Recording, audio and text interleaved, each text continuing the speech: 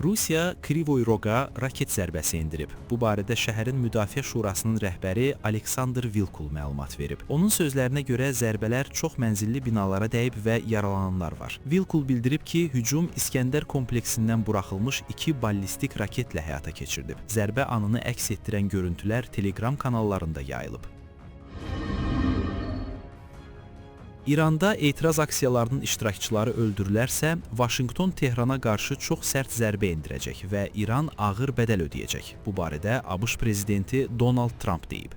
Mən onlara aydın şəkildə bildirdim ki, əgər insanları öldürməyə başlasalar, biz onlara çox sərt zərbə vuracaq, deyə Trump bildirib. Qeyd edək ki, İranda aksiyalar başlayandan bəri Trump bu sözləri az qala hər gün təkrarlayır.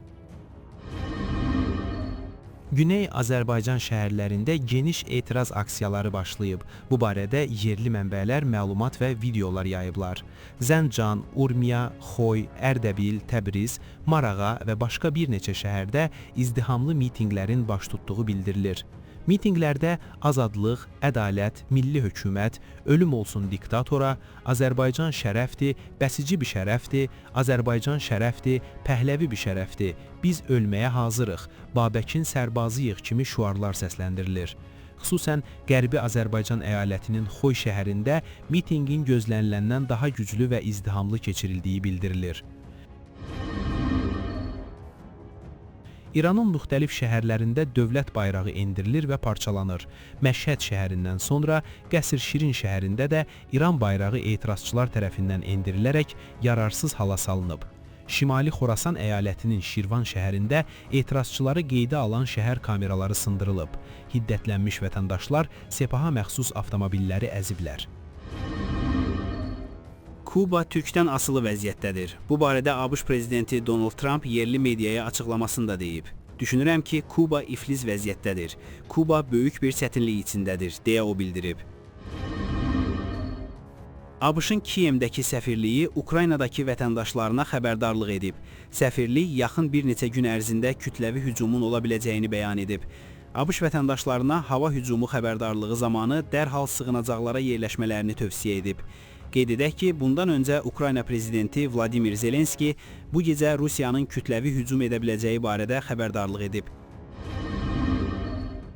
Ukrayna ordusu Donetsk vilayəti və Qırım ərazisində işğalçıların logistika obyektlərini vurublar. Bu barədə Ukrayna Silahlı Qüvvələrinin baş qərargahı məlumat verib. Məlumata görə Ukrayna ordusu Qırımında yerləşən Qvardeyskoye neft bazasına zərbə endirib. Dəyən ziyanın miqyası dəqiqləşdirilir. Bundan əlavə, müdafiə qüvvələri müvəqqəti işğal olunmuş Donetsk vilayətində Gorne yaşayış məntəqəsi ərazisində işğalçıların təmir bölməsinin yerləşdiyi məkanı da vurublar. Qeyd edilib ki, zərbə Rusların Orekhov istiqamətində döyüş qabiliyyətini azaltmaq məqsədi ilə endirilib.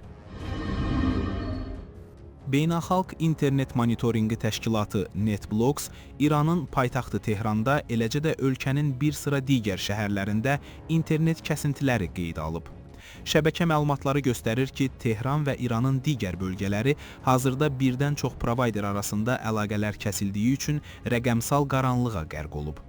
İran rəsmiləri heç bir məhdudiyyət tətbiq etmək niyyətində olmadığını bildiriblər.